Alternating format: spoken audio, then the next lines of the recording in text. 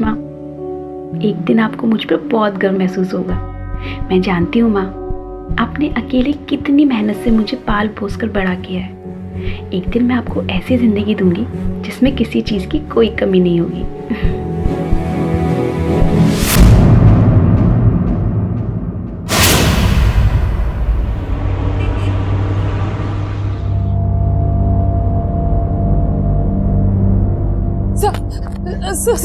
सब मेरी बेटी अभी तक घर नहीं आई सर। उसका फोन भी स्विच ऑफ आ रहा है सर। मुझे कुछ समझ में नहीं आ रहा कि मैं क्या करूं। सर आपके सीनियर कहाँ है आपके सीनियर? आप शांत हो जाइए मैम। सर मुझे समझ में नहीं आ रहा कैसे शांत हो। क्या चल रहा था?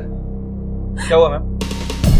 सर मेरी बेटी रथी तकरीबन 9:30-10 बजे घर पहुंचने वाली थी सर। अब तक वो घर नहीं आई और मैं कई बार उसको कॉल कर चुकी हूँ, लेकिन उसका फोन स्विच ऑफ आ रहा है सर। उसके साथ उसकी एक फ्रेंड भी थी पूजा, उसका फोन भी नहीं लग रहा है सर। ऐसा पहली बार हुआ है। रति को कितना भी लेट हो रहा हो, लेकिन वो मुझे फोन करके जरूर इन्फॉर्म करती है। ये रति ने लास्ट टाइम कहाँ से बात की थी आपसे? कितने बजे कॉल किया था उसने? सब 9:15 बजे उसका फोन आया था। वो फतेहपुर वाला रास्ता है ना, वहाँ पे पूजा की स्कूटी बंद हो गई थी सो वहीं से कॉल किया था। टाइम देखा है तूने कितना लेट हो गया? इतनी लेट उस सुनसान रोड से आने की क्या जरूरत थी? कितनी बार मैंने मना किया है तुझे। हाँ माँ, और उतनी बार उसी जगह से सेफली घर भी कितनी बार आए हैं ना। आप क्यों टेंशन ले रहे हो? रिलैक्स, मैं और पूजा साथ में ही हैं। हम थोड़ी देर में घर पहुंच जाएंगे। अच्छा ठीक है बाबा, लेकिन दोनों जल्दी आ जाना। ठीक है माँ। पूजा के पेरेंट्स से बात की आपने? सर मेरे पास उनका नंबर नहीं है। अच्छा, वो कहाँ रहती है आपको पता है? जी सर।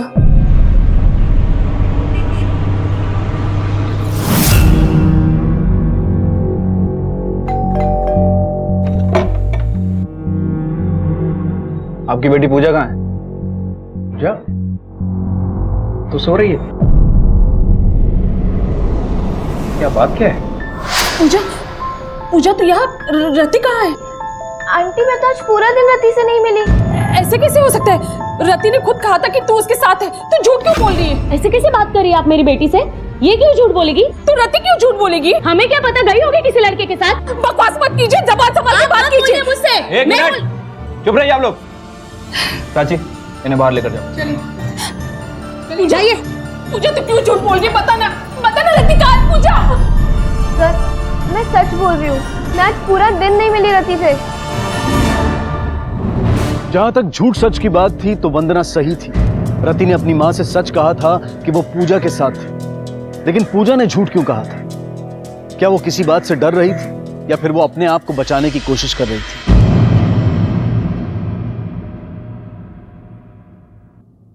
उसने यही कहीं से मुझे कॉल किया था सर। ठीक है, आप यहीं इंतजार कीजिए, हम लोग उसे ढूंढते हैं। मेरे अंदर चलो।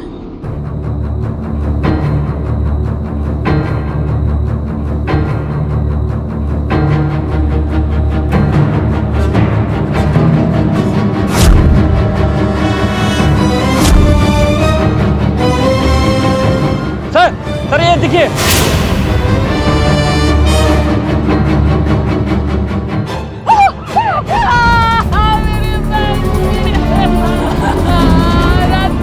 मेरे अंदर।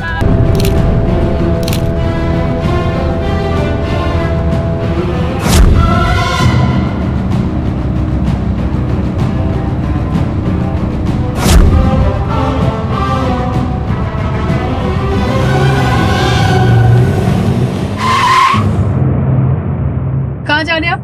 जी सामने मेरा फार्म हाउस है, वहीं जा रहा था। पर यहाँ हुआ क्या?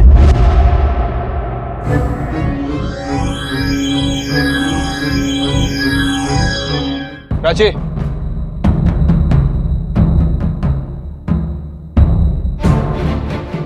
कौन था ये?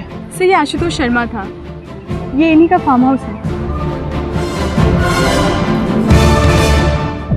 सर रति की पोस्टमार्टम रिपोर्ट के हिसाब से इसका मर्डर कल रात 9 बजे से 10 बजे के बीच हुआ।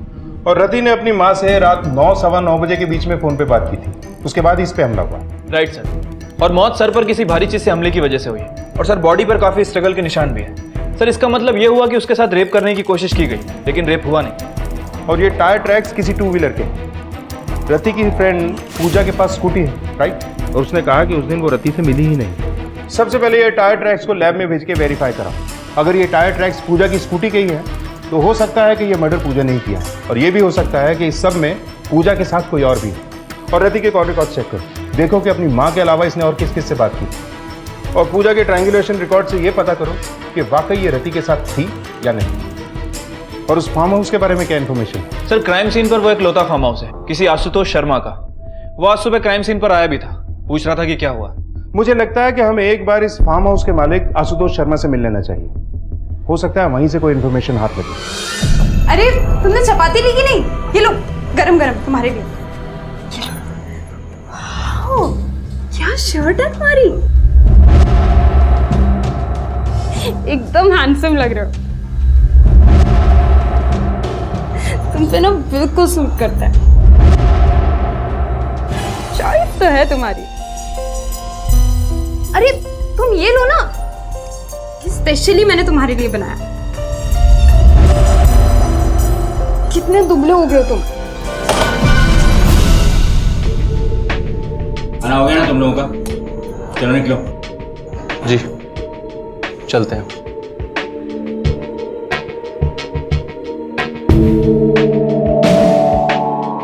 शर्म नहीं आती तुझे? और एक तू, तेरी बीवी नहीं समझती तुझसे? ये काम भी मुझे ही करना पड़ेगा। क्या करेंगे आप और क्या करेगा आपका ये बेटा? बहुत सह लिया मैंने, अब और नहीं।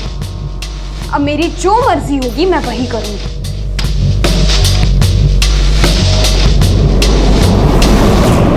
सब आपकी गलती है। मैंने मना किया था कि इससे मेरी शादी मत करवाओ, लेकिन नहीं। अरे तेरी शादी इसलिए करवाई थी कि तू आवारागर्दी बंद करे और काम पे ध्यान दे। फिर से शुरू हो गया, बैठिए।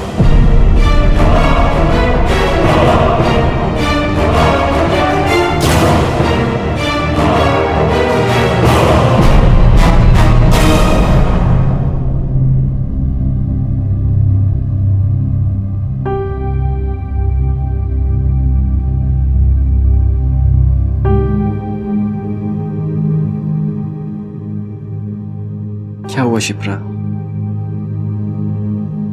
कुछ नहीं, तुम नहीं समझोगे। अरे क्या नहीं समझूंगा? तुम भैया और भाभी की वजह से परेशान हो ना? हाँ, मैं भैया और भाभी की वजह से ही परेशान हूँ। आखिर भाभी भैया के साथ ऐसे बिहेव क्यों करती है? तुम उन्हें उनके हाल पे छोड़ दो। उनका रिश्ता हमेशा से ही ऐसा रहा है। हमारे रिश्ते में कभी कोई दूरियां नहीं आएंगी।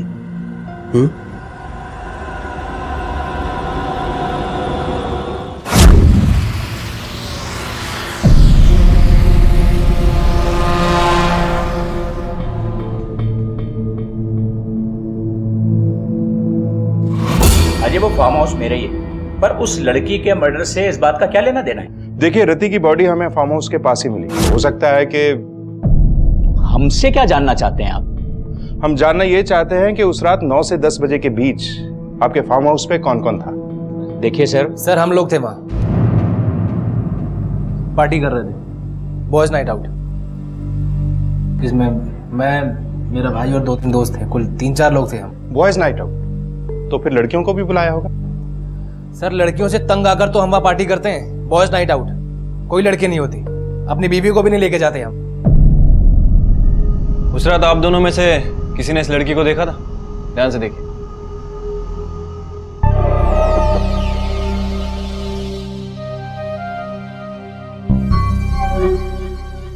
नहीं सर, इसे हमने पहले कभी नहीं देखा। ठीक है मिस्टर वेद, आपकी बॉयज नाइट आउट में जो भी लड़के थे, हमें उन सबके नाम और नंबर चाहिए। वीरेंद्र, सबकी लिस्ट ले लो इनसे।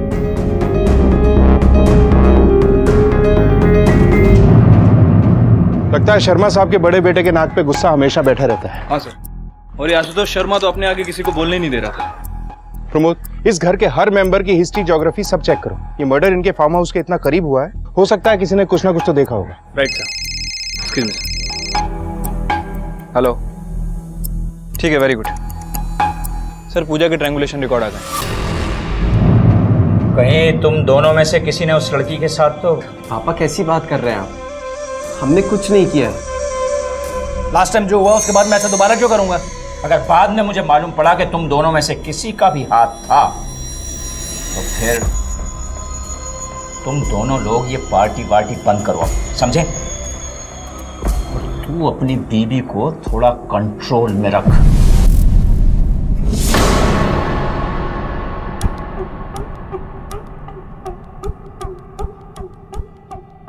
तुम इतना डर क्यों रहे हो?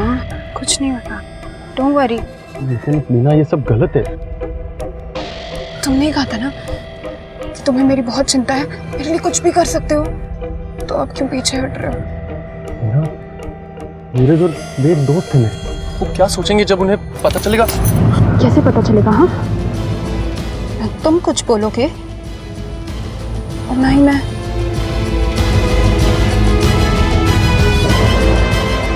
बस रिलैक्स करो और अपनी मेहनत का फल एंजॉय करो। सर मैं रति के साथ नहीं थी।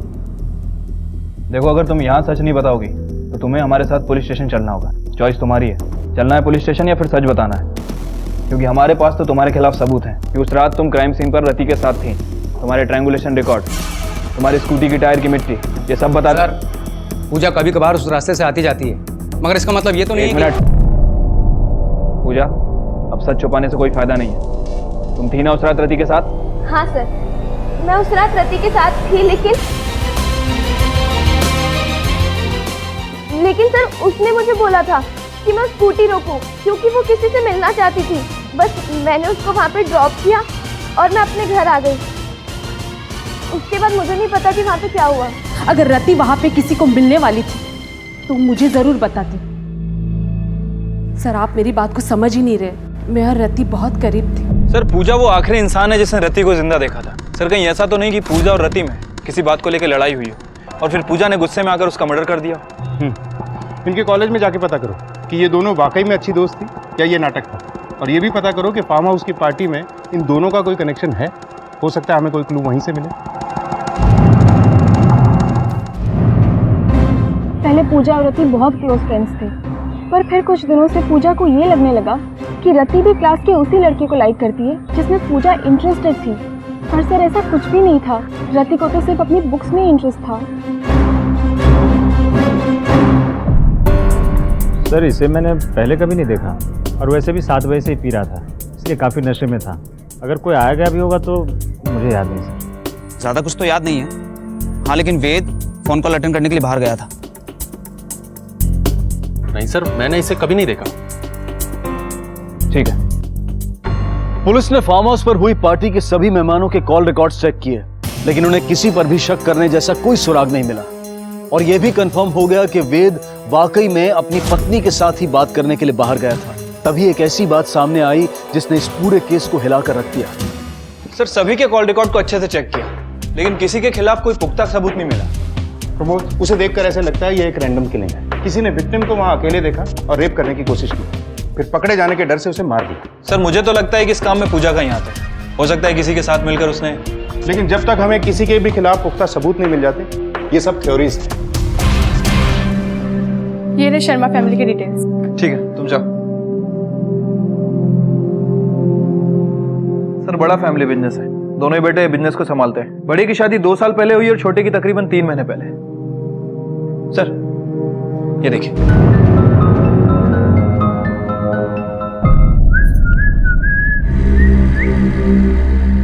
क्या हुआ? कहाँ थी रात भर से? वो पापा जी, मैं वेद के दोस्त और आपके एम्प्लॉय फिरोज के साथ। छोड़, शिप्रा, भाभी को लेके जाओ।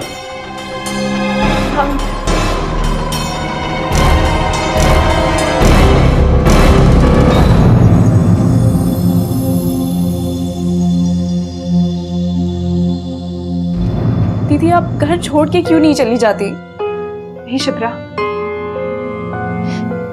इस घर में बहुत गलत हुआ है मेरे साथ। मैं इनको इतनी आसानी से नहीं छोड़ूंगी, कभी नहीं। दीदी, क्या हुआ? दीदी, दीदी क्या हुआ? दीदी, आप ठीक हो? दीदी, क्या हुआ? दीदी, दीदी क्या हुआ? कुछ तो बोलिए। आप ठीक है ना? I'm bloody pregnant.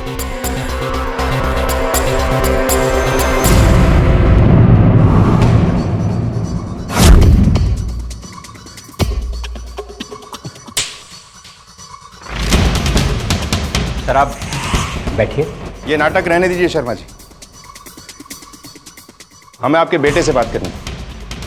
वेद, 2 साल पहले तुम्हारी पत्नी लीना ने तुम पे रेप केस किया था। सर मैंने उसका रेप नहीं किया, उसके बाप ने मुझ पर झूठा केस ठोका है। सर लीना और मैं एक दूसरे से प्यार करते थे, मैं उस समय शादी करना नहीं चाहता था मैं, तो मुझ पर प्रेशर बनाने के लिए ये केस ठोक दिया है। सर मेरे बेटे को फंसाया उन लोगों ने, और हमने वही किया जो एक इज्जतदार फैमिली को करना चाहिए था। मैंने अपने बेटे की शादी लीना से करवा दी। ठीक है, आपकी बहू कहाँ है? बुलाओ उसे, हमें बात करनी है उससे। सर सब झूठ बोल रहे हैं, मेरे साथ रेप हुआ था। मेरे फैमिली फ्रेंड की शादी की बात थी, मैं अपने दोस्तों के साथ वहां थी, वेद भी वहीं था, अपने दोस्तों के साथ पिए जा रहा था, नशे में धुत।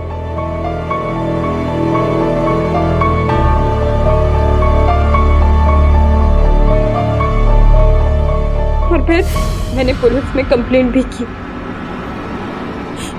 लेकिन मिस्टर आशुतोष ने मेरे माँ बाप का मुंह ये कहकर बंद करवा दिया कि वेद मुझसे शादी के लिए तैयार है।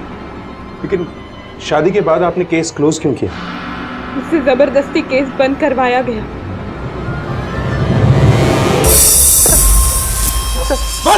सर आप लोगों को जितना मारना आप लोग मुझे मार लीजिए, लेकिन सर सच नहीं बदलेगा, मैं बेकसूर हूँ सर, मेरी कोई गलती नहीं है सर। 2 साल पहले जो हुआ उसमें सिर्फ मेरी गलती नहीं थी, लीना खुद चाहती थी कि मैं उसके साथ ये सब करूं। देख, बहुत सुन ली तेरी बकवास, अब सिर्फ सच बोल। मैं आपसे सब सच ही बोल रहा हूँ, मैंने उस लड़की के साथ ऐसा कुछ भी नहीं किया है सर।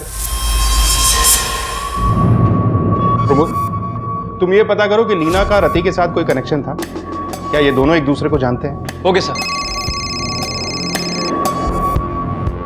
हेलो, क्या? ठीक है सर, सुसाइड अटेम्प्ट हुआ है।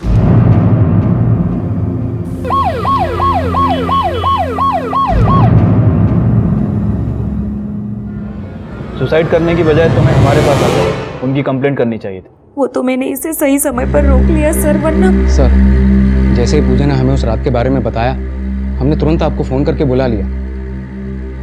देखो पूजा, तुम अपनी फ्रेंड रति को इंसाफ दिलाना चाहती हो ना, तो फिर सच सच बताओ क्या हुआ था उस दिन।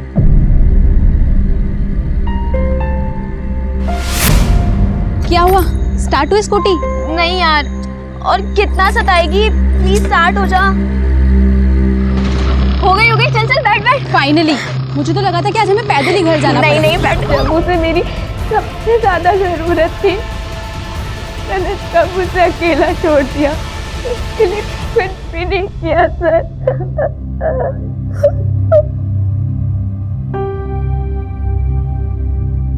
पूजा का सच सच तो था, लेकिन पुलिस इन्वेस्टिगेशन के लिए काफी नहीं था। और रति के मर्डर के बारे में अब तक सिर्फ खुलकर एक बात सामने आई थी कि उस पर 2 आदमियों ने अटैक किया था और उन दोनों ने हुडीज पहने हुए थे। अब पुलिस को लगने लगा था कि इस मर्डर का फार्म हाउस से कुछ ना कुछ कनेक्शन तो जरूर था।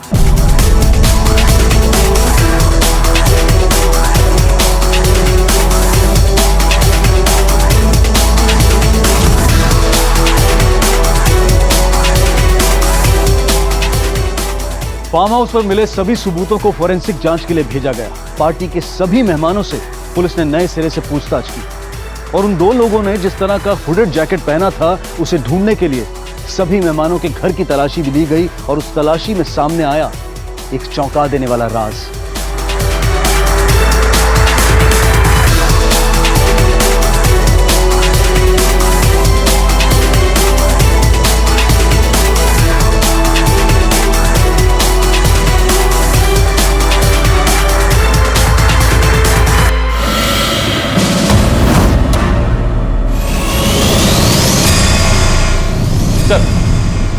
सर पोस्टमार्टम रिपोर्ट के हिसाब से फिरोज का मर्डर शाम को 4 बजे से 5 बजे के बीच हुआ, ठीक उसी दिन जिस दिन रति के मर्डर के सिलसिले में हम इससे मिले थे। और सर एक और इंटरेस्टिंग बात, दोनों ही मर्डर का पैटर्न ऑलमोस्ट सेम है, मतलब दोनों ही विक्टिम के सर पर किसी भारी चीज या डंडे से हमला किया गया। तो हो सकता है कि मुजरिम को एक ही है। प्रमोद, इन दोनों मर्डर्स में कोई ना कोई कनेक्शन जरूर है। पहले फार्म हाउस के पास ये महज एक इत्तेफाक नहीं हो सकता है। तुम पता करो कि जिस दिन फिरोज का मर्डर हुआ शर्मा फैमिली के मेंबर्स कहाँ थे और इस फिरोज के कॉल रिकॉर्ड्स भी निकलवाओ। Okay sir. फिरोज का मर्डर? सर फिरोज का जब मर्डर हुआ उस समय तो मैं घर पर था। फिरोज का मर्डर हो गया। ये कैसे हो गया?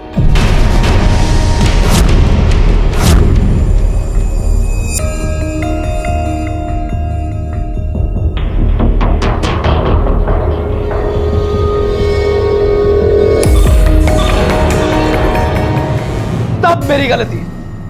मुझे लगा मैं पुलिस स्टेशन जाके सब हैंडल कर लूंगा, लेकिन दांत दिखा रही। रुक क्यों गए? मारो, उठाओ हाथ। फिरोज को तो मार दिया तुमने, मुझे भी मार डालो और मेरे साथ साथ मेरे पेट में पल रहे तुम्हारे बच्चे को भी मार डालो। मुझे क्या पता है बच्चा मेरा है या किसी और का है? सही कह रहे हो, बिल्कुल हो सकता है ऐसा। तुम्हारा नहीं तो एक काम करो, तुम्हारे दोस्तों को फोन करके पूछ लो, शायद उनका हो। क्या कर रहे हो भाई? रुक क्यों गए? उठाओ हाथ, मारो मारो। भाभी छोड़ो। मुझे डिवोर्स चाहिए।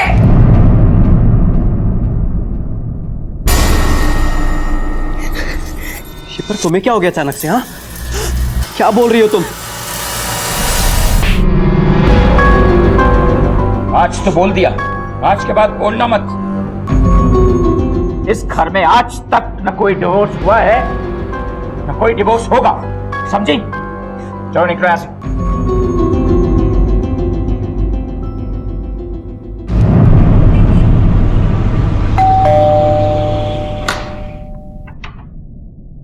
जी, मैं आशुतोष शर्मा। वंदना जी, हमें ये जानकर बहुत अफसोस हुआ कि आपकी बेटी को किसी ने, मैं आपका दुख समझ सकता हूं। देखिए, जो चला गया है वो तो लौट कर आएगा नहीं। मैं चाहता हूं कि आपकी थोड़ी मदद कर दूं। लीजिए, देखिए, इससे आपका दुख तो कम नहीं होगा पर जीने में थोड़ी आसानी हो जाएगी।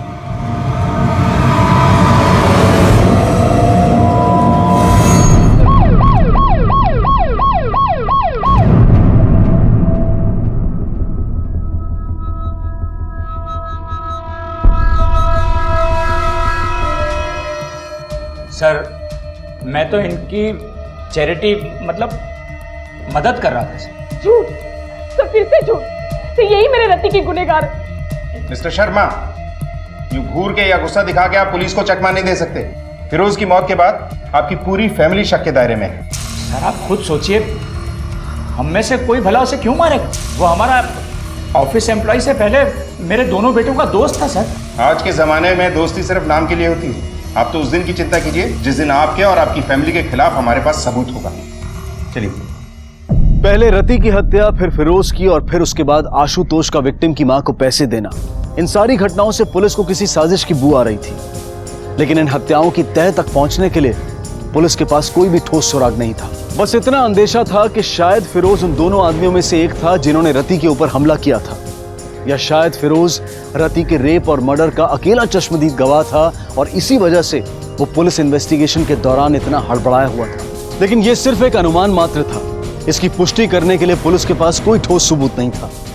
और जब एक बार फिर से इस केस पर कोहरा छाने लगा, तब एक फोन आया और सामने आया एक नाम।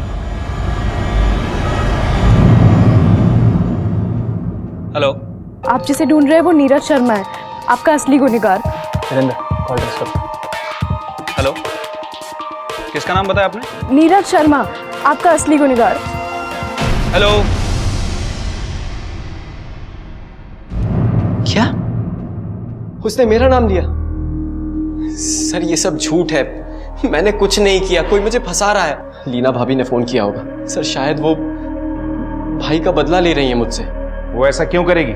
सर उन्हें लगता है कि मैं भी अपने भैया और पापा के जैसा हूँ, इसलिए वो मुझे फंसा रही है। आए दिन वो मेरी बीवी शिप्रा के भी कान भरती रहती है, उसे मेरे खिलाफ करना चाहती है। लीना, नीचे आ बेटा। नीचे आ जाओ। दीदी आ जाओ, वापस आ जाओ। हो जाएगा।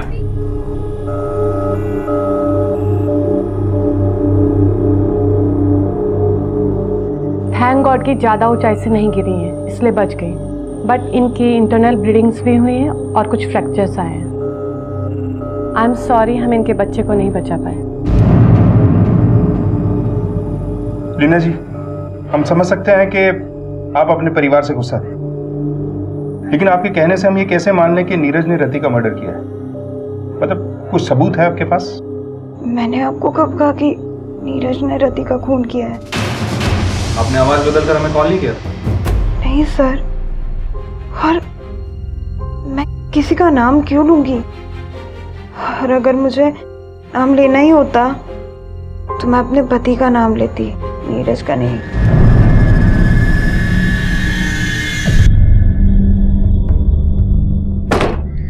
सर, लीना की बातों से तो लग रहा है कि सच बोल रही है। सर, ये फिरोज की फाइल और कॉल डिटेल है सर। कॉल किसी पीसीओ से आता सर। ये देखो प्रमोद, कुछ सालों पहले भी फिरोज पे मॉलेस्टेशन के केस दर्ज हुए थे। इसका मतलब ऐसे और कई केसेस हो सकते हैं। वीरेंद्र सर, पिछले 2 सालों में फार्म हाउस के आसपास जितने भी मॉलेस्टेशन और मिसिंग के केसेस दर्ज हुए हैं, मुझे उन सब की फाइल चाहिए। Okay sir.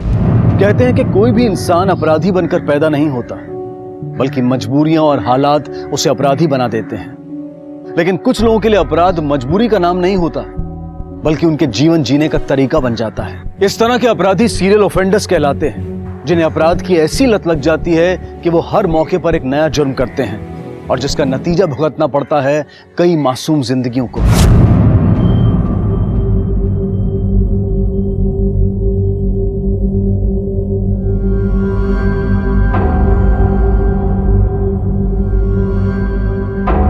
तेरह महीने पहले एक मिसिंग कंप्लेंट दर्ज हुई थी।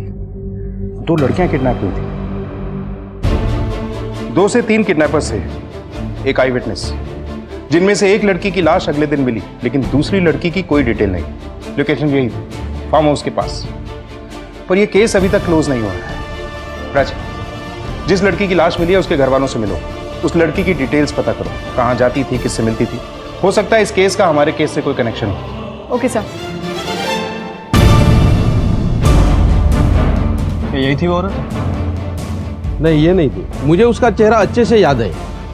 पीसीओ के मालिक के बयान ने पुलिस को चौंका दिया था, लेकिन वो ये नहीं समझ पा रहे थे कि वो औरत कौन थी जिसने फोन करके नीरज शर्मा का नाम लिया था। इन्वेस्टिगेशन जारी थी, लेकिन जब 13 महीने पुराना मोलेस्टेशन का केस सामने आया तो उसने पुलिस को उलझन में डाल दिया। और जब उस केस को रीओपन किया गया तो एक ऐसा दिल दहला देने वाला सच सामने आया जो इस केस का सबसे बड़ा सबूत बन सकता था। लेकिन क्या यह सबूत असली गुनहगार तक पहुंचने के लिए काफी था? क्या इस केस की सच्चाई सामने आने वाली थी? 13 महीने पहले तुम्हारी एक फ्रेंड की लाश मिली थी शिप्रा, वो भी तुम्हारी फैमिली के फार्म हाउस के पास। कुछ याद आया? उसका नाम मीता था।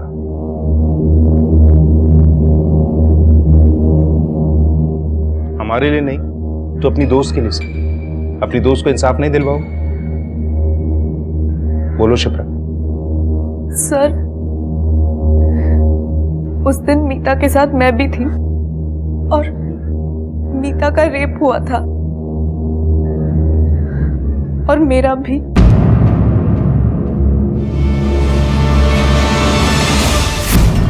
ये क्या है? तूने तो कहा था कि सिर्फ गर्ल्स नाइट है, लेकिन यहाँ पर मुझे कोई लड़की नहीं दिख रही है। मैं जा रही हूँ घर, मुझे कुछ ठीक नहीं लग रहा है। तू भी चल चल चल।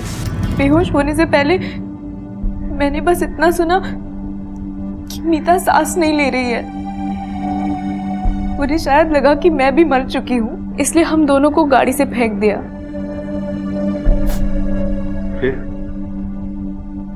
सर, जब मेरी शादी हुई तब मुझे पता चला कि वो फार्म हाउस तो मेरे इन-लॉज का है। और जिस दिन मैंने फिरोज को देखा, चौंक गई थी मैं। वही तो था जो उस दिन गाड़ी में था। और उसके बाद बस यही सोच रही थी कि कहीं उसके साथ वो जो और 2 साथी थे, कहीं मेरे पति और जेठ जी तो नहीं, या फिर मेरे ससुर। लेकिन मुझे कभी पता नहीं चला, इसलिए मैंने पीसीओ से कॉल किया था। आप जिसे ढूंढ रहे हैं वो नीरज शर्मा है, आपका असली गुनहगार। और मैंने नीरज का नाम लिया। मुझे लगा कि अगर इन्वेस्टिगेशन शुरू होगी तो सच तो सामने आ ही जाएगा। मैं समझ सकता हूँ शिप्रा, उस फिरोज का हर रोज तुम्हारे घर में आना जाना, उसे देखकर तुम्हें गुस्सा आता होगा, शायद इसीलिए तुमने उसे मार दिया। नहीं सर, फिरोज का खून मैंने नहीं किया है। ठीक है, अभी तुम जा सकती हो, लेकिन जब तक ये केस क्लोज नहीं हो जाता तुम्हें हमारे साथ कोऑपरेट करना होगा।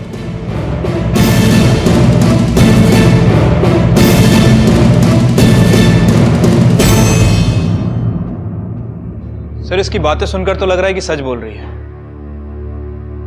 प्रमोद, पिछले 13 महीनों से ये खामोश थी, अब अचानक? हो सकता है यह पूरा सच नहीं बोल रही। इसके ट्रायंगुलेशन रिकॉर्ड चेक करो, पता करो कि जिस दिन फिरोज की मौत हुई ये कहां थे। आशुतोष, वेद और नीरज, तीनों को यहां बुलाओ। इस घर की दोनों बहुओं के साथ रेप हुआ है। शिप्रा की दोस्त मीता का रेप एंड मर्डर भी फार्म हाउस के पास ही हुआ है, और रति का मर्डर भी फार्म हाउस के पास ही हुआ है। यह महज एक इत्तेफाक नहीं हो सकता। Okay sir.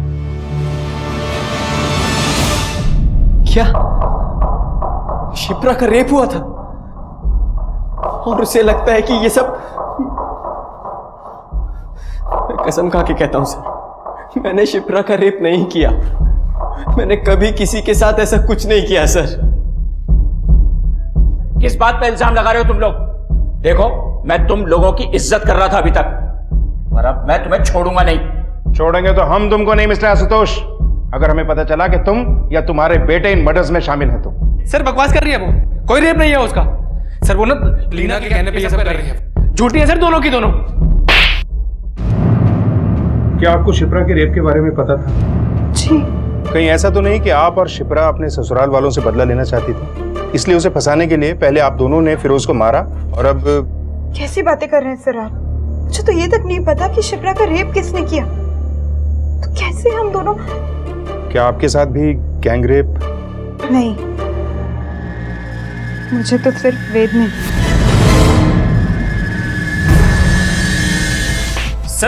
सर मैंने क्या किया है? रेप तो वेद ने किया था ना, मैंने तो सिर्फ देखा। वेद के बाद तूने और फिरोज ने अपना टर्न नहीं लिया था क्या? सर मैंने कुछ किया ही नहीं है। इतनी अच्छी तरीके से तोड़ो इसे कि इसकी एक एक हड्डी कड़क हो जाए। हो सकता है इन केसेस के बीच में कुछ और केसेस भी हों। मीता और रति की बॉडी मिली थी, हो सकता है कुछ और ऐसी बॉडीज हों जो आज तक मिली ही नहीं। तुम शहर के सारे मॉर्ग्स को चेक करो, फार्म हाउस का चप्पा चप्पा छानो, जरूरत पड़े तो कोर्ट से ऑर्डर लेकर पूरा एरिया खोद डालो। हमें इस केस की तह तक पहुंचना ही है। Okay sir. लेकिन जैसे जैसे पुलिस को सबूत मिलते चले जा रहे थे, अपराध की लत का कड़वा सच सामने आता जा रहा था, और वो था इस केस से पहले हुए 3 रेप केसेस।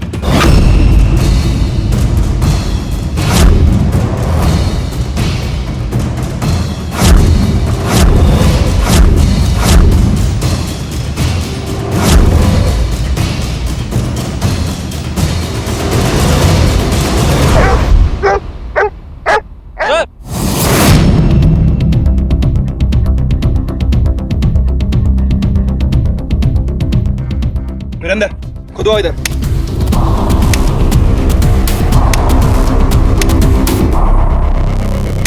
एक मिनट।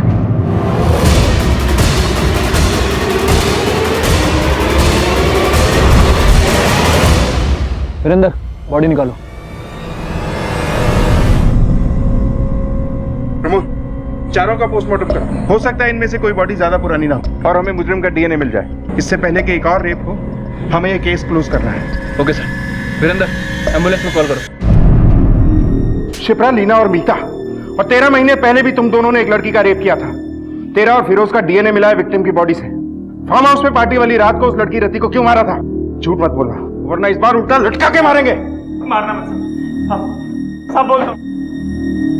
पार्टी की रात फार्म हाउस से मैं और फिरोज बाहर आए थे, तभी उन 2 लड़कियों को स्कूटी पे देखा। और कब से चल रहा था ये सब? तब से जब शिप्रा और मीता से पहले किस किस का रेप किया था? साहब वो याद नहीं है, लेकिन शिप्रा और उसके दोस्त का नंबर बहुत बाद में आया था। लेकिन हाँ, मौत शिप्रा की दोस्त की हुई थी सबसे पहले। पर क्या? बोल। पर मैं और फिरोज नहीं रुके। हमें लड़कियों का रेप करके उन्हें मारने में मजा आने लगा। इन सब में नीरज भी शामिल था तुम्हारे साथ? नहीं सर, वो इस सबसे दूर ही रहता है। फिरोज को क्यों मारा था? साहब फिरोज को मैंने नहीं मारा है। फार्म हाउस पार्टी के बाद हम लोगों ने आगे की प्लानिंग भी शुरू कर दी थी, लेकिन वो बीच में ही लीना के चक्कर में पड़ गया और सब कुछ गड़बड़ हो गया। फिरोज और लीना, क्या वेद जानता था इसके बारे में? हाँ सर, लीना वेद के सामने ही फिरोज से फ्लर्ट करती थी, उसे गुस्सा दिलाने के लिए।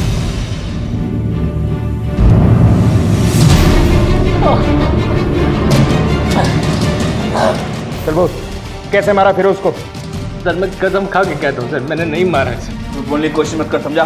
तुझे अच्छी तरह पता था लीना और फिरोज के बारे में, और तू उन दोनों को नापसंद करता था। मैं जानता था सर कि लीना का फिरोज के साथ चक्कर चल रहा है, और मुझे कोई प्रॉब्लम नहीं थी उससे। सर लीना से मेरी शादी बस एक समझौता थी। फिरोज मेरा दोस्त था, मेरा हमराज था, मैं क्यों मारूंगा सर उसे? एक केस तो सॉल्व हो गया, लेकिन फिरोज का मर्डर किसने किया ये समझ में नहीं आ रहा। कहीं शक्ति और वेद झूठ तो नहीं बोल रहे? लेकिन सर उन दोनों को हमसे झूठ बोलकर क्या मिलेगा? I mean, जेल तो उन्हें जाना ही होगा। सर कहीं ऐसा तो नहीं कि शिप्रा हमसे झूठ बोल रही हो, उसी ने फिरोज का मर्डर किया हो? प्रमोद, एक इंफॉर्मेशन निकालो। देखिए हमें पता चल चुका है कि जब फिरोज का मर्डर हुआ आप वहीं, कुछ घंटे पहले आपकी उससे फोन पे बात भी हुई थी, और फिरोज के घर पे कई जगह पे आपके डीएनए ट्रेसेस और फिंगरप्रिंट्स भी मिले। अब झूठ बोलने से कोई फायदा नहीं। हाँ, मैंने ही मारा है फिरोज को। फिरोज, तुम्हें अच्छे से पता है कि हम सिर्फ नाटक कर रहे थे वेद को सबक सिखाने के लिए, इसलिए तुम जो सोच रहे हो वैसा बिल्कुल नहीं होगा। कुछ नहीं होगा? कैसे कुछ नहीं होगा? तुम ऐसा कैसे सोच सकती हो? तुम मेरी जिंदगी में आई, तुमने मुझे उकसाया और बोल रही हो कि वो सिर्फ एक नाटक था। ले चलो इन्हें। लीना और शिप्रा के माता पिता अगर सही समय पर पुलिस को सूचना दे देते तो शायद ये बात इतनी आगे बढ़ती ही नहीं। लेकिन कहते हैं ना, देर आए दुरुस्त आए। इंसाफ चाहे देर से ही मिला, लेकिन अब शायद और मासूम जिंदगियां अपराध की इस लत का निशाना बनने से बच जाएंगी। केस सॉल्व हो गया था और गुनहगार पुलिस की हिरासत में थे, लेकिन इस बीच में जो जिंदगियां बर्बाद हुई उनका क्या? लत छोटी हो या बड़ी, अगर समय रहते उसकी लगाम न थामी जाए तो ये लत जानलेवा बन जाती है। इसलिए अपराध की लत का पहला लक्षण दिखाई देते ही उसके खिलाफ आवाज उठाएं, उसका सामना करें। यह हम सब का संवैधानिक अधिकार है कि हम अपने फैसले खुद लें, अपनी किस्मत खुद चुनें। लेकिन आज भी समाज में कुछ तबके ऐसे हैं जहां कुछ लोग इस बात से रजामंदी नहीं रखते कि यह अधिकार हर किसी को एक बराबर मिलना चाहिए। हमारा देश तो वक्त के साथ आगे बढ़ता जा रहा है, लेकिन बढ़ते हुए वक्त के साथ कुछ लोगों की सोच और भी ज्यादा पेचीदा होती जा रही है। आज की ये कहानी 2 भागों में पेश होगी, और इस कहानी में मुजरिमों ने पुलिस के साथ ऐसा खेल खेला जिसने इस केस को 3 इलाकों की पुलिस के लिए सरदर्द बना दिया। ये केस पुलिस के लिए एक ऐसी चुनौती बन गया था जो वक्त के साथ और पेचीदा और मुश्किल होता जा रहा था, और कई नए सवाल भी खड़े कर रहा था। ओम जय जगदीश हरे, स्वामी जय जगदीश हरे। भक्त जनों के संकट, दास जनों के संकट क्षण में दूर करे। ओम जय जगदीश हरे, माता पिता तुम मेरे। सियावर रामचंद्र भगवान की। ये लीजिए, आप सबको आरती दिखा दीजिए। प्रणाम पंडित जी। ये लो बेटा प्रसाद। बड़ा प्यारा बच्चा है, क्या नाम रखा है बच्चे का? वो क्या है ना पंडित जी, हम सोच रहे थे कि कोई अच्छा नाम रख लेंगे राम जी के नाम पे। आप ही बताइए ना कोई नाम। जी अच्छा, हाँ जी हाँ जी, ले लीजिए प्रसाद। काय बढ़ते। अरे रिचर्ड, रिचर्ड, काय झाला? तुझे क्या लगा कि ये प्रसाद खिलाने से, प्यार जताने से मैं तेरे छलावे में आ जाऊंगी? नहीं आई। जाओ यहाँ से, जाओ। देख देख अपने बेटे को क्या सिखाया है तूने। आई मैं वो क्या बोल रहे तू? हाजी है वो तेरी, एक बड़ी है, तुझसे उनकी इज्जत करना सीख। तू जा हाथ में दे, जा अभ्यास कर, जा।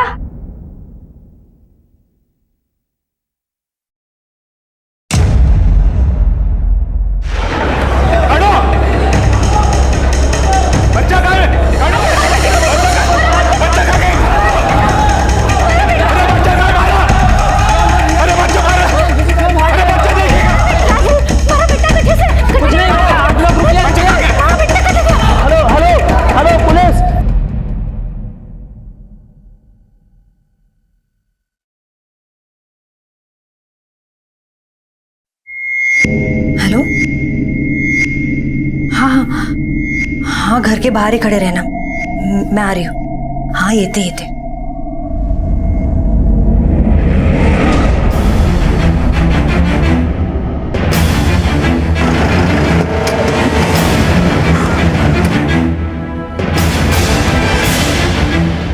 हटिए यहाँ से, हटिए हटिए। वागले, मंदिर के सारे एंट्री एग्जिट बंद कर दो, कोई भी यहाँ से भागने ना पाए। और पता करो कि कितने लोग मंदिर में मौजूद थे और अब कितने नहीं। सब चलिए, दरवाजा बंद करो। पंडित जी, मैं इंस्पेक्टेशन दें। क्या आप बता सकते हैं कि ये सब कैसे हुआ? किसने गोली चलाई, कौन था वो? सब कुछ इतना जल्दी जल्दी हुआ कि हमारे कुछ समझ में नहीं आया, लेकिन भगवान की कृपा से किसी को कुछ नहीं हुआ। इधर आओ। तुम कहाँ थे जब ये हुआ? साहब यहीं पर था, आरती में।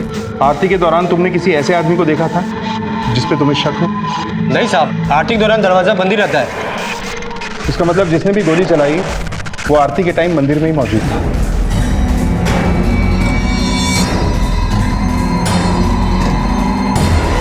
सर मैंने पूरे मंदिर अच्छे से चेक कर लिया है। ये 3 गोलियों के निशान और ये गोलियां मिली। गोली चलाने वाले ने गोली चलाई तो थी, बट लकीली यहाँ किसी को लगी नहीं। सर, मंदिर में मौजूद लोगों का कहना है कि गोली इस तरफ से चलाई गई थी। वागले, हमलावर का निशाना चूक गया या उसका मकसद सिर्फ दहशत फैलाना था? बात कुछ समझ में नहीं आ रही है। मंदिर में मौजूद लोगों से पूछताछ करो, शायद किसी ने उसे देखा हो। और चेक करो कि सीसीटीवी कैमरा इंस्टॉल्ड है या नहीं। Okay sir.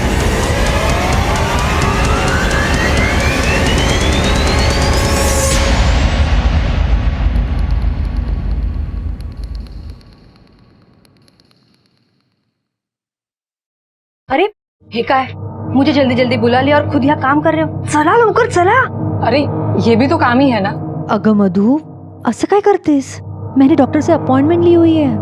हे बक, एक बार अगर ये काम हो जाए ना तो हमें दोबारा प्रेग्नेंट होने का डर नहीं रहेगा, समझ रहे हो ना? और वैसे भी बस 3 घंटे की बात है, हॉस्पिटल से डिस्चार्ज मिल जाएगा, हम वापस भी आ जाएंगे। चलो चलो उठो, चल उठ गो, चल लवकर चल। अरे जलवाला, सुनो ना, मैं जो कर रही हूँ वो सही तो है ना? देख मधु, हमारे मर्दों को ना हमारी कुछ पड़ी नहीं है। खुद तो दिन भर कैरम खेलते बैठते हैं और हमें बच्चा पैदा करने की मशीन समझते हैं। ये सब हमारे सेहत के लिए भी ठीक नहीं है ना रानी? पता ना? बिल्कुल। और मुझे जलबाला पर पूरा भरोसा है, वो कभी भी हमारा बुरा नहीं चाहिए। और चंपा की भी उसने कितनी मदद की ना ये अचार का बिजनेस बढ़ाने में। रानी, भले ही भगवान ने हमें मर्दों से कमजोर बनाया हो, लेकिन दिमाग मर्दों से कई ज्यादा तेज दिया है। अगर हम हमारे दिमाग का इस्तेमाल सही जगह पर करें ना तो हम मर्दों से किसी भी चीज में कम नहीं है। समझ रही है ना तू? चले चले। और आप में से किसी ने भी उसे नहीं देखा? नहीं सर, वहाँ पे आरती तो नहीं। जी हमारे को तो नहीं मालूम वो लोग कौन थे। हम लोग तो यहाँ आरती कर रहे थे जब ये सब हुआ। तुम्हारा बच्चा कहाँ है? तुम्हारे साथ बच्चा था ना? बच्चा? ना जी ना, हमारे साथ तो कोई बच्चा ना था। अरे क्या बात कर रहे हो? तुम्हारे साथ बच्चा था, जिसका नाम बदलवाने के लिए यहाँ पे आए थे। बड़ा प्यारा बच्चा है। क्या नाम रखा है बच्चे का? वो क्या है ना पंडित जी, हम सोच रहे थे कि कोई अच्छा नाम रख लेंगे राम जी के नाम पे। आप ही बताइए ना कोई नाम। पंडित जी, मैंने कहा ना एक बार, हमारे साथ कोई बच्चा ना था। ये बैग में क्या है? प्रसाद। प्रसाद है। दिखाओ इधर, चेक करो। मैंने एक बार कहा ना आपसे, मैंने कहा ना आपसे प्रसाद दीजिए। रुको साहब जी,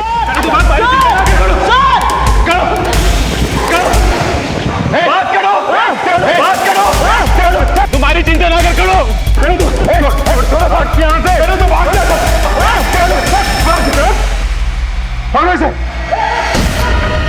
साहब मैंने कुछ नहीं किया साहब। सब छोड़ दो मैंने। सर ये बच्चे मिले।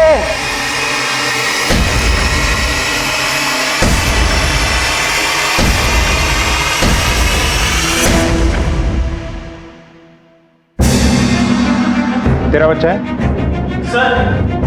सर वो औरत तो भाग गई। वागले, उस औरत के हाथ में गन है, हमें जल्द से जल्द उसे गिरफ्तार करना होगा। हो सकता है ये आदमी उसके बारे में जानता है। चलो सब कुछ ना किया, सब मैंने कुछ नहीं किया साहब। मंदिर के परिसर में गोलियां किसने चलाई थी? गोलियां चलाने वाले का मकसद क्या था? वो औरत जिसे मंदिर में पुलिस की गिरफ्त में आने से पहले ही एक शख्स ने भगा दिया था, वो कौन थी और वो चाहती क्या थी? अभी तो ये पुलिस के लिए पेचीदगियों की शुरुआत थी। ये मामला अपने गर्भ में इतने राज छिपाए बैठा था जिनकी गहराइयों तक पहुंचने के लिए पुलिस को लोहे के चने चबाने पड़े।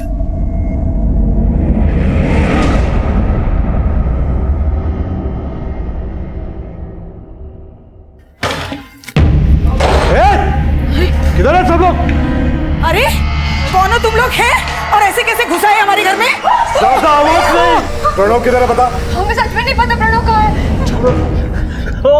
कौन हो तुम लोग? हाँ? ऐसे खुलेआम बंदूक लेके घूम रहे थे? बंदूक मिली कहां से? मंदिर में गोली क्यों चलाई? क्यों चलाई? किसे मारना चाहते थे तुम लोग? ये बच्चा कौन है? उस औरत के साथ तुम्हारा क्या रिश्ता है? मिशन क्या था तुम्हारा?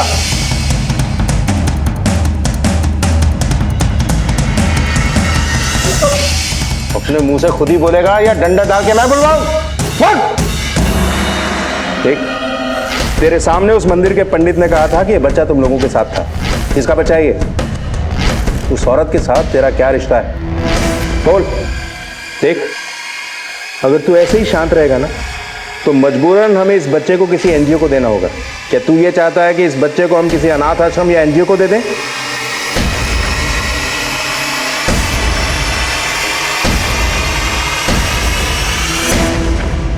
सर, मुझे नहीं लगता बच्चा इन दोनों का है।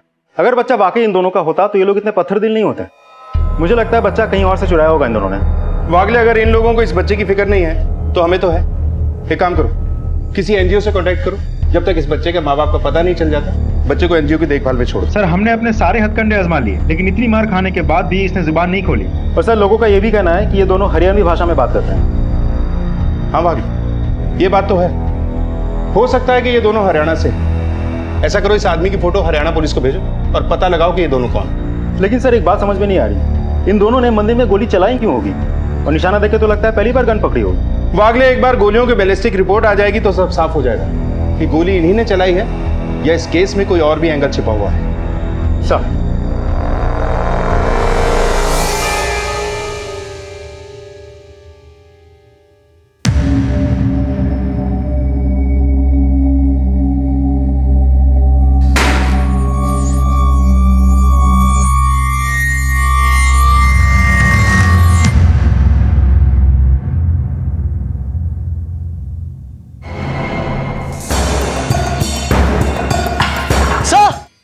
जल्दी आइए, उस आदमी ने सुसाइड कर लिया है।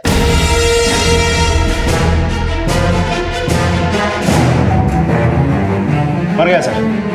एम्बुलेंस बुलाओ जल्दी। Okay sir.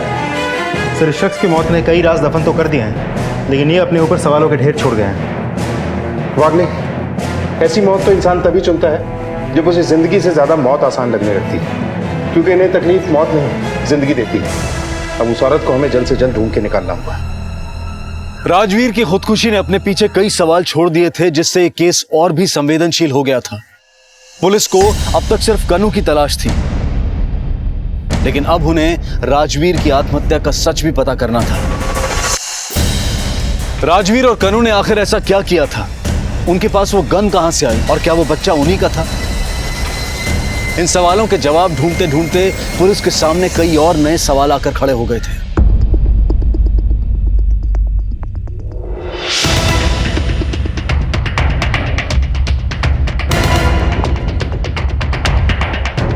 भैया सुना, जिस आदमी ने मंदिर में गोली चलाई थी उसी आदमी ने पुलिस स्टेशन में आत्महत्या कर ली।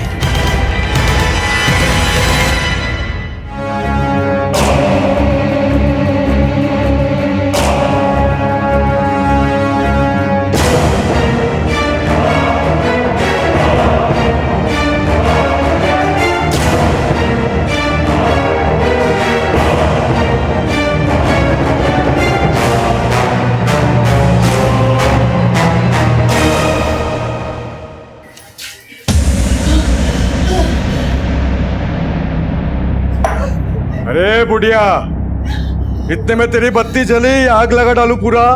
हाँ, बुढ़िया बहुत मजबूत है, मुंह ही नहीं खोलती है। लेकिन तू तो जवान है, तू तो मुंह खोलेगी ही नहीं।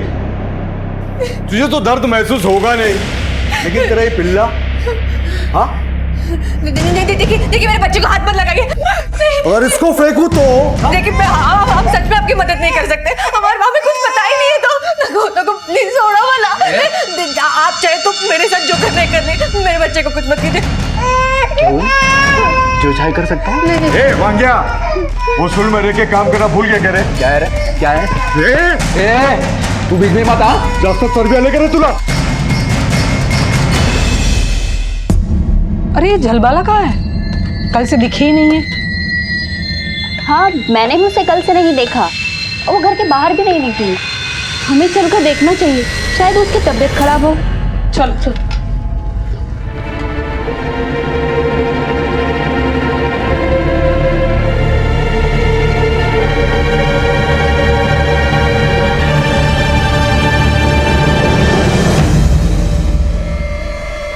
चलो बेटा, हमें बच्चे से भी कोई इन्फॉर्मेशन हाथ नहीं लगी है और मैंने हर पुलिस स्टेशन में क्रॉस चेक कर लिया, लेकिन किसी भी पुलिस स्टेशन में इस बच्चे की मिसिंग कंप्लेंट रजिस्टर नहीं है। मुझे तो लगता है इस बच्चे को किसी और शहर से चुराया होगा। वैसे मैंने इस बच्चे की सारी details national missing person database में भेज दी, वहीं से कुछ खबर मिल जाएगी। वागले, ऐसा भी तो हो सकता है कि ये बच्चा उन दोनों का ही है। एक काम करो, इस बच्चे के डीएनए को उस मरे हुए आदमी के डीएनए से मैच करो, सब कुछ क्लियर हो जाएगा। तब तक इस बच्चे को एनजीओ में भेज दो, यहाँ रहना इसके लिए ठीक नहीं है। ओके, जब तक इस बच्चे के माँ बाप का नहीं पता चल जाता ये आपके एनजीओ में रहते। रेनू,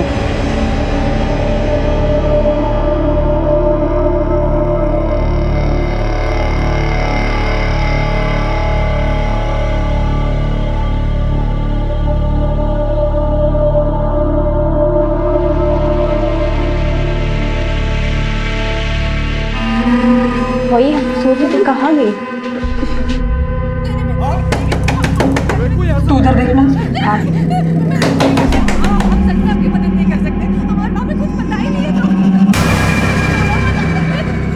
सुनो, वो ध्यान से सुनने की कोशिश करो, अंदर से कुछ आवाजें आ रही है।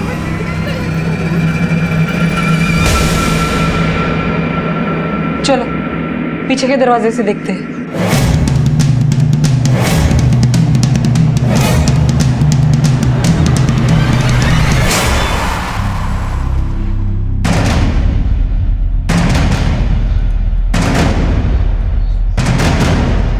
कुछ तो प्रॉब्लम है।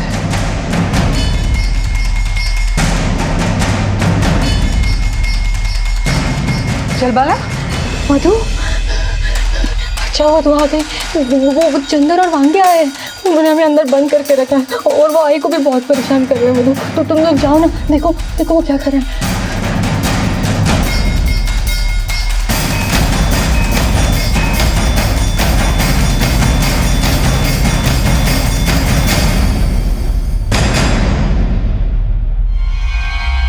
ये क्या कर रहे हो तुम लोग? क्या चल रहा है यहाँ पे? ए भाभी लोग, क्या रे? तुम लोग को बीच में पढ़ने की जरूरत नहीं है, चलो निकलो ऐसे, चलो। देखना मधु, क्या हाल बना दिया। ए गुड़िया, ज्यादा नाटक मत कर, ऐसा मारूंगा ना सीधा हॉस्पिटल में पड़ी हुई दिखेगी। ए प्रकाश, तेरे औरत को आके लेके जा, बहुत दिमाग खराब कर रही है मेरा। मेरी सटक गई ना तो। और क्या रे आइटम लोग, तुम लोग को ना ज्यादा दिमाग नहीं चलाने का, वरना मेरी सटक गई ना तो।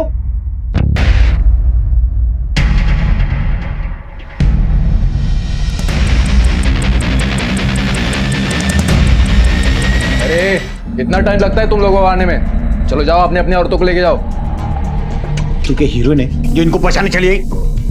जलबाला हमारी सहेली है, उसे मुसीबत में छोड़कर हम कहीं नहीं जाने वाले। उसने हर मुसीबत में हमारा साथ दिया है, अब वो मुसीबत में है तो उसे छोड़कर चले जाएं। तुझे इन सबसे कोई लेना देना नहीं है, तो चल घर पे चल। चल तो क्या यहाँ खड़े खड़े मुंह देख रही है? जब देखो नेता बनने चले जाती है। चल चल, तुझे न्योता देना पड़ेगा, चल यहाँ से। साला रात भर से डराए धमकाया दोनों को, लेकिन मुंह खोलने का नाम नहीं ले रही। ऐसे नरमाई से काम नहीं चलेगा। मैं काम निपटा के आता हूँ, तब तक इसका मुंह खुलना चाहिए। और हाँ, जो बात के लिए मना किया ना वो नहीं होना चाहिए, समझा ना?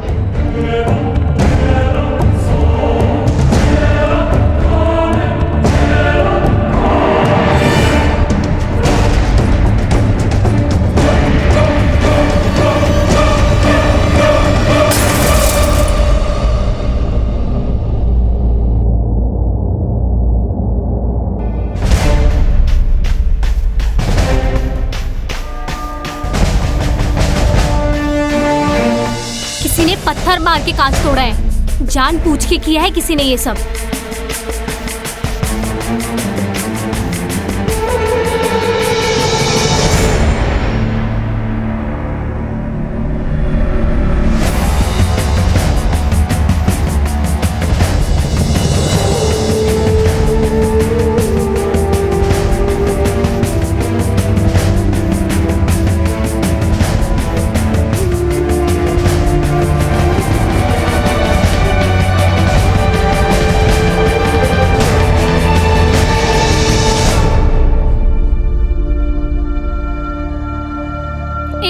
कौन है तू? क्या कर रही है बच्चे के साथ?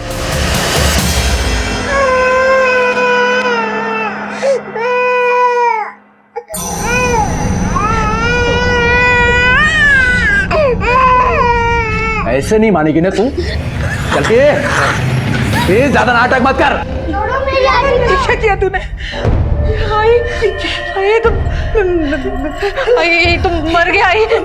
मोनू अंदर जा, भाई के पास जा, तू जा। और अगर चंद्र आता है ना तो बोल देंगे कि ये यहाँ से कहीं चला गया, यहाँ पे है ही नहीं, हमें छोड़ के चला गया। ये हमारे पास और कोई रास्ता भी नहीं है। वहीं दूसरी तरफ अपनी सास और बच्चों को बचाने की कोशिश में जलबाला के हाथों वांग्या का खून हो गया। क्या जलबाला वांग्या के खून का राज चंदर से छिपा पाएगी? आखिर चंदर और वांग्या जलबाला के पति से क्यों मिलना चाहते थे, और वो जलबाला के परिवार को इतना परेशान क्यों कर रहे थे? वो क्या जानना चाहते थे, और वो कौन से हालात थे जिनकी वजह से सीधी सादी दिखने वाली ये दोनों महिलाएं अब ये केस भिवपुरी और पवई पुलिस के लिए कई पेचीदगियां लिए खड़ा था।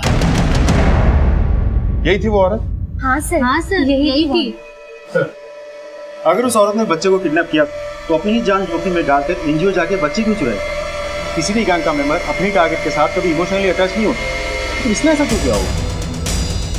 ठीक है, आप लोग जा सकते हैं। वागले, मुझे लगता है कि वो बच्चा इसी औरत का है। अगर वो बच्चा इस औरत का नहीं भी है तो भी इस औरत का उस बच्चे के साथ कोई ना कोई कनेक्शन जरूर है, वरना कोई खुद को मुसीबत में डाल के इतना बड़ा रिस्क नहीं लेगा। एक काम करो, इस औरत की फोटो पूरे शहर के पुलिस स्टेशन में भिजवा दो, हर जगह पूछताछ करो। किसी न किसी ने तो इसे देखा होगा। मुझे लगता है ये औरत भागने की कोशिश करेगी। हमें हर हालत में इस औरत को गिरफ्तार करना है। सब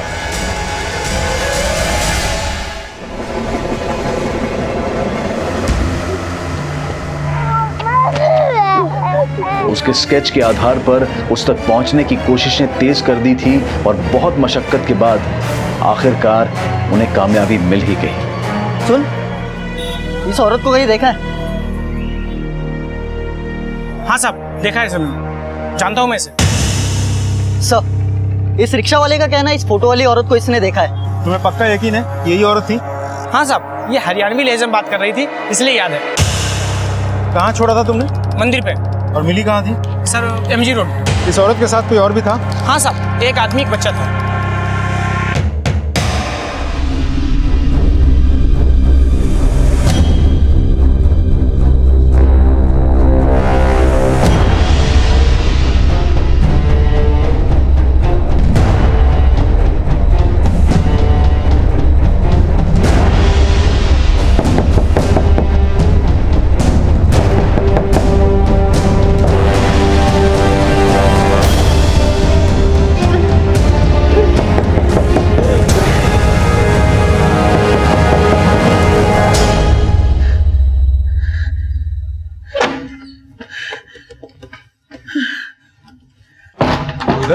वांग्या किधर है?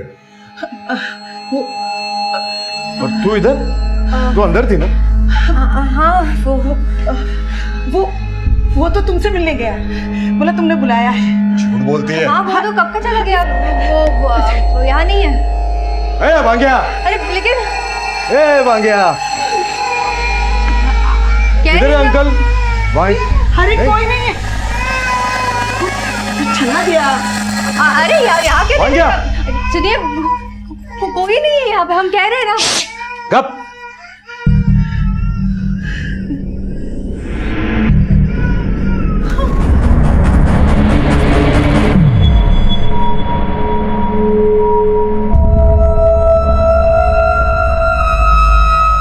कहाँ जाना है आपको? भाई जी, मैंने थोड़ा आगे तक जाना है। वो आगे जो सिग्नल है वहाँ जाना है आपको? हमारा गाँव है आगे, बस वहीं जाना है। ठीक है।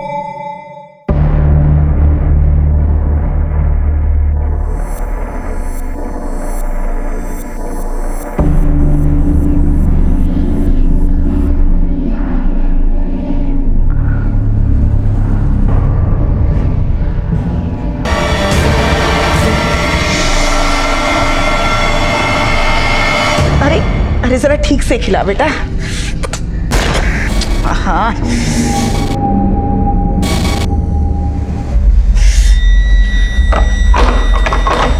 अरे कौन है? अरे कौन है तू? है कौन? साला धीरे बोल, कोई सुन लेगा तो आफत हो जाएगी। प्रणव नालायक। अरे चला गया था। धीरे, कोई और तेरा कुछ बिगाड़े ना बिगाड़े, मैं तुझे नहीं छोड़ने वाली। क्या बात कर रही हो? तू जानता भी है तेरे पीछे क्या हुआ हम लोगों के साथ। वो चंदर और वांगे आए थे, मुझे बहुत मारा। तू ये क्या बन के घूम रहा है? तेरा दिमाग तो ठीक है ना? सब तू था कहाँ इतने दिन? तेरे पीछे सब बर्बाद हो गया, पता नहीं कहाँ मर गया था। चंदर तेरी बीवी को उठा के ले गया। कुछ नहीं बचा। चंदर शर्पाला को ले गया? मतलब वो मुझे भी नहीं छोड़ेगा? नहीं, मुझे कहीं जाके छुपना होगा। अरे अब कहाँ चला? अरे अब कहाँ जा रहा है?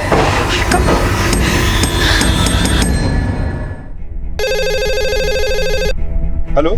हाँ सर, वो मैंने बुरखे वाली औरत को मैंने अभी मुंबई छोड़ा है। क्या तुम्हें पूरा यकीन है कि ये बुरखे वाली औरत वही पोस्टर वाली है? जी हाँ सर, जी बिल्कुल वो पोस्टर वाली ही औरत थी। अच्छा, उसके साथ में कोई और भी है? जी हाँ सर, उसका एक बच्चा भी था। बच्चा?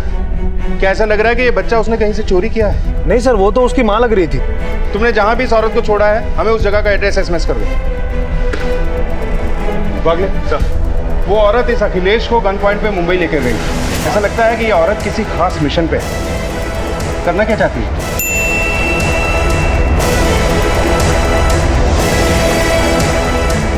वागले, हमें मुंबई जाने की तैयारी करनी है।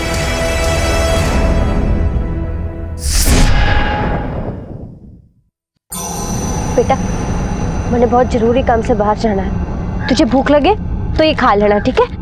ये दूध पी लेना। हाँ, एक बार जिस काम के लिए हम आए हैं ना, वो काम खत्म हो जाए, उसके बाद हम अपने घर चलेंगे। हाँ? अरे ये काम किया तुमने अब तक? सुनो, अरे इधर देखो मेरी तरफ। कल ठीक 8 बजे आ जाना और काम सही वक्त पे शुरू हो जाना चाहिए, समझे? मैं कुछ नहीं सुनने वाला। काम वाम कुछ करते नहीं और पैसे मांगने के वक्त बिल्कुल सर पे खड़े हो जाते हैं।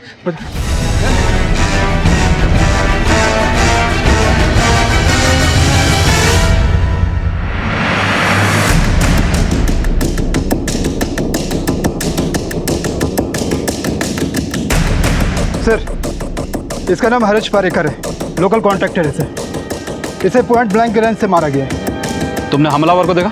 हाँ सर, एक औरत बुरके वाली भाग के जा रही थी।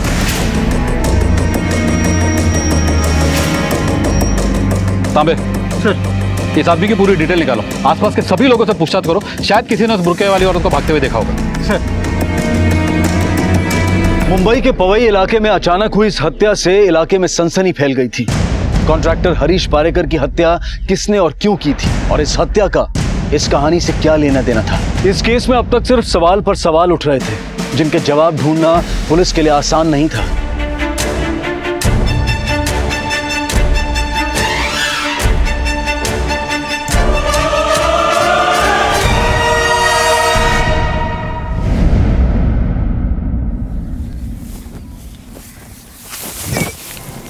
कौन है आदमी? इसे जानते हो? ये साहब मैं नहीं जानता इसे। सर, इसके सिर में कांच के छोटे छोटे टुकड़े दिख रहे हैं। लग रहा है इसके सिर में किसी बॉटल से और इसके पेट में किसी पैनी चीज से वार किया गया है। सर, इसकी जेब में कोई आईडी प्रूफ भी नहीं है जिससे इसकी शिनाख्त हो सके। ब्रिजेश, इसे कहीं और मारकर इसकी लाश को यहाँ ठिकाने लगाया गया है, क्योंकि हत्यारा चाहता ही नहीं था कि विक्टिम की आइडेंटिफाई हो सके, इसलिए इसने कोई सबूत तक नहीं छोड़ा। यहाँ देखिए सर,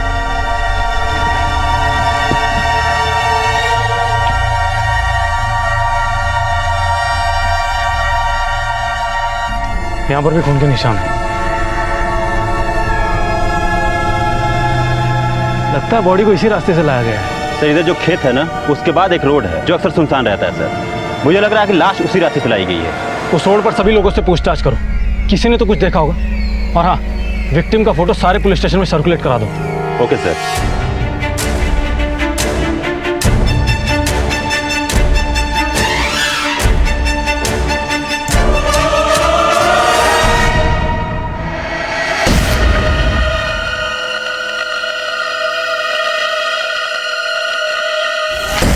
प्रणव, तू तो पूरा औरत बना लिया रे खुद को।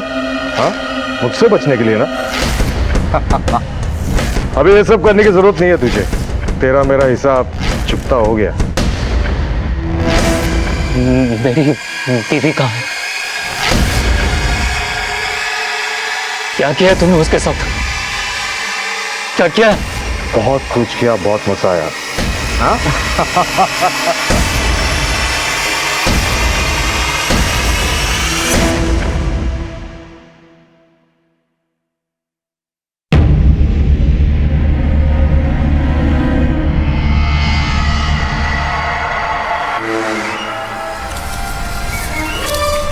ये ले भाई, 250 ग्राम चने भी दे दे।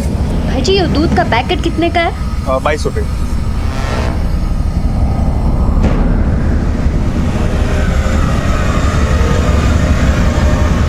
ये लो, एक और दूध का पैकेट। दूध कहाँ है? दूध, दूध।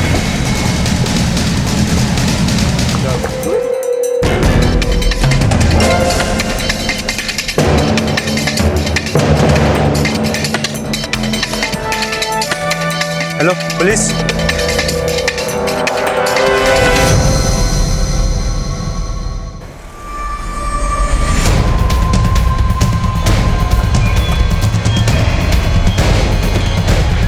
आइए साहब, मैंने फोन किया था। साहब, ये औरत, इसने बुर्का पहना था।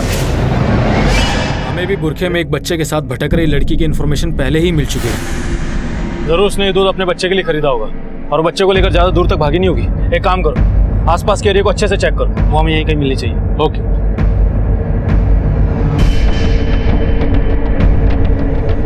चलबला कहाँ होगी? कहीं चंदर ने उसे कुछ कर तो नहीं दिया? चंदर कुछ भी कर सकता है। उसने चलबाला को या तो मरवा दिया होगा या फिर किसी कोठे पर बेच दिया होगा।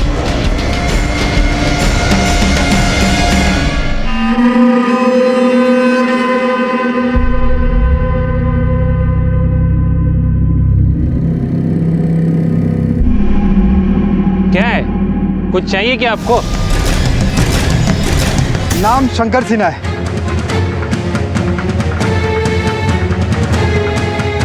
तांबे, ये मर्डर भी पहले वाले मर्डर की तरह है। कॉन्ट्रैक्टर हरीश को भी पॉइंट ब्लैंक से शूट किया गया था। मतलब दोनों का कातिल एक ही है। हो सकता है इन दोनों की दुश्मनी किसी न किसी से होगी। सर, कहीं ये सीरियल किलिंग का मामला तो नहीं है? क्योंकि हरीश का जहाँ मर्डर हुआ है यहाँ से ज्यादा दूर नहीं है और मुझे लग रहा है खूनी आसपास ही कहीं रहने वाला है। सर, खूनी कोई औरत तो नहीं है? इस औरत के पास गन कहाँ से आई होगी? इस औरत की कोई ना कोई तो इन दोनों से दुश्मनी होगी, तभी उसने इन दोनों को मार दिया। अब इससे पहले किसी और को मारे, हमें इसे जल्द से जल्द पकड़ना होगा। बॉडी को पोस्टमार्टम लिए भिजवाओ। सर, ये कहानी यहीं खत्म नहीं होती है।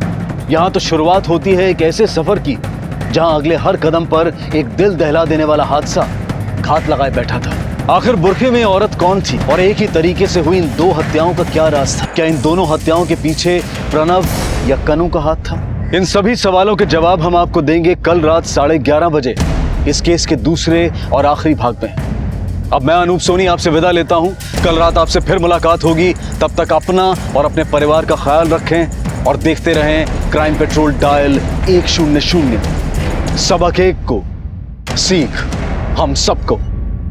जय हिंद। क्राइम पेट्रोल के और भी दिलचस्प कहानी देखने के लिए हमारे चैनल को सब्सक्राइब करें और बेल आइकॉन दबाना न भूलें।